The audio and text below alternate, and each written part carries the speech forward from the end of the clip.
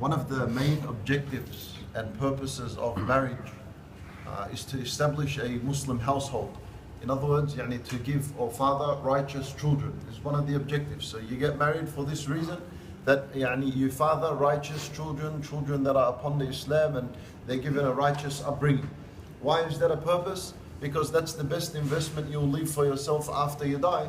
So when you die and you've given birth to a righteous child and you've fathered him righteously, then when you die he makes dua for you and that benefits you and you go up levels in the paradise. So that's why it's an objective. What helps in achieving this objective is firstly that you get married to a righteous woman. So a righteous man, a righteous woman, it's just like you're speaking about a healthy seed and a healthy land. If you were to put the seed in a healthy land, it'll give birth to a healthy plant. However, if either the seed or the land was corrupt, if you were to put it in the earth, then it might come up, but it will come out with a bit of difficulty, then later on it might die. So it won't be as healthy as if the seed and the land were healthy. Now, what's the case, or what is the Quran, what's the solution in the Quran that if someone was already married and one of the sides, either the wife or either the husband, wasn't righteous? So is the answer that, well, I don't have a chance and the children are going to come out corrupt? That's not the case. We go to Surah Al-Kahf, and that's where Allah Azza wa Jal gives the situation a bit of inspiration in 3 words, وَكَانَ أَبُوهُمَا صَالِحًا. This is, I'll end with just this ayah. If either one of the parents, the father or the mother, at least if one of them can commit to being righteous himself, then alhamdulillah, inshallah, the job is fulfilled.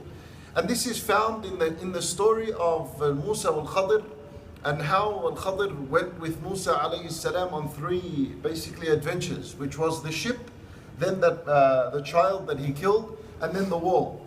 Allah subhanahu wa ta'ala, he says about Musa alayhi salam and Khadir, they took off فانطلقا until they reached أهل قرية استطعما أهلها. They got to a town and they asked from the townspeople, feed us, استطعما أهلها. فأبوا أن يضيفوهما. The town people, they're known, they were tight and they were stingy. They said to them, no, we got nothing to offer you, sorry, we cannot feed you. استطعما أهلها فأبوا أن يضيفوهما فوجد فيها جدارا يريد أن ينقض فأقامه. And so Al-Khadir, he realized there's a wall that is about to collapse. So he rushed to the wall and he put the wall up and he made sure he straightened it and made sure it didn't fall. So Musa alayhi salam, he told him, لو شئت اتخذت عليه أجرا. If you will, you could have went and asked the people, give us some money because we've done a service for you in the town. But Al-Khadir, he said, forget it, that's it, I'm not going to go any further with you, we're here, we stop, and let me explain to you what happened in the 3 situations. So then he sat down with him and he explained to him why he defected the ship and why he destroyed a bit of it. And then he told him why he killed the kid. And then he explained to him why he raised the wall. And so he says to him, وَأَمَّا الْجِدَارُ فَكَانَ لِغُلَامَيْنِ يَتِيمَيْنِ فِي الْمَدِينَةِ. He said, Musa, that wall, it belonged to 2 orphans that lived in that town. So now the ulama spoke about this town as being so far away from the city. No one would ever go there. And look who ended up there, a prophet and a righteous man, which is Al-Khadir. Some say he was a prophet as well. Anyway, 2 great people ended up in a town. The town was known for its stinginess. The town was known for its stinginess. No one was generous. They wasn't known for its generosity. And there were 2 young orphans there. And Allah subhanahu wa ta'ala sent 2 great men there to protect the wealth of 2 orphans. What was the reason? Allah Azza wa Jal says, and this is Al-Khadir explaining to Musa, he says to him, وَكَانَ أَبُوهُمَا صَالِحًا. Their father had passed, or because they're orphans, so the father's dead. And he said, I only went there because their father was a righteous man. فَأَرَادَ رَبُّكَ أَن يَبْلُغَ أَشُدَّهُمَا وَيَسْتَخْرِجَ كَنْزَهُمَا رَحْمَةً مِّن رَبِّكَ. And Allah subhanahu wa ta'ala, from His mercy, He wanted both of us to go and to do this service for the 2 kids. Why? Because the father was a righteous man. So now when you ponder over this story, you find that Allah subhanahu wa ta'ala protected the wealth of orphans. Remember, the story was that their wealth was, their treasure was under the wall. And had the wall fallen, everyone would have came and taken the treasure, nothing would have been left for the orphans. But the orphans were known to have left this city and went somewhere else. And later on when they grow, Allah Azza wa Jal had decreed for them to come back and dig their treasure and take their money once they reach that mature age. So Allah Azza wa Jal sent two great men to go to the town and protect this money because the father was a righteous man. The question is, if Allah Subhanahu wa Ta'ala protected the wealth of the children because the father was righteous, wouldn't He protect the religion of the children and the righteousness of the children after the death of a person? And most definitely, because the wealth is less of value than the deen. So if someone wants to have this conscience that Allah Subhanahu wa Ta'ala will take care of His children in His life and after His death, then at least he shall commit to salihan, to being righteous.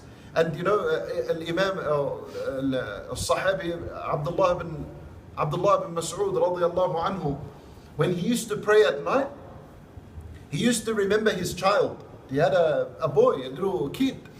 And he used to say, Wallahi, inni la azidu fi salati li ajli salahik.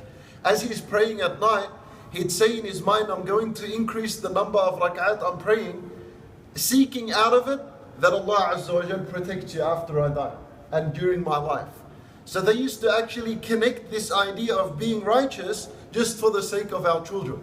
And this is right, and this is not only Abdullah bin Abbas, there is so many you find in which you just read the tafsir of this ayah, you'll see how many would pray and would cry and would read the ayah, وَكَانَ أَبُوهُمَا صَالِحًا, and once he remembers it and remembers his child, he'd do more act of good righteous deed. So you can do an act of a goodness, you can do righteousness in the intention that Allah Azza wa Jal protects your children with this.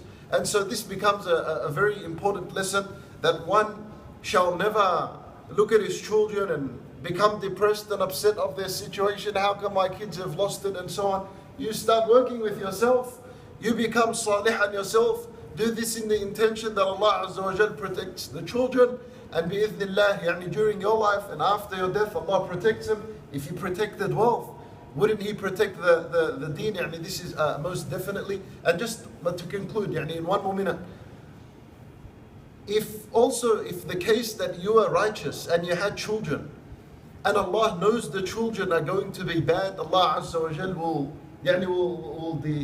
basically fix up this situation for you. Where do we take this from? That same surah, Surah Al-Kahf, the story before the Jidal, which was the ghulam.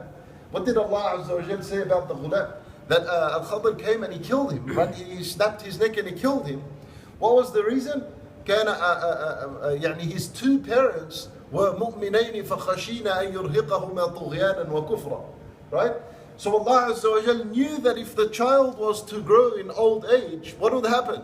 He'd affect his parents and his parents would become kuffar. So Allah Azza wa Jal got rid of the child as a mercy for the child and as a mercy for the parents. So because the parents were mu'minayn, they were believers. So when you're a believer and righteous, and Allah knows that the child won't end up being righteous, Allah Azza wa Jal will deflate this situation. Either He'll change that decree and make him a righteous person, or He'll get rid of him. Just like that case, Allah Azza wa Jal got rid of that child. So Allah will protect you if you are to commit yourself to the righteousness. We ask Allah Subhanahu wa Ta'ala to bless us with righteousness and to bless our children with righteousness. إنه ولي ذلك والقادر عليه. وصلى الله وسلم وبارك على نبينا محمد وعلى آله وصحبه أجمعين.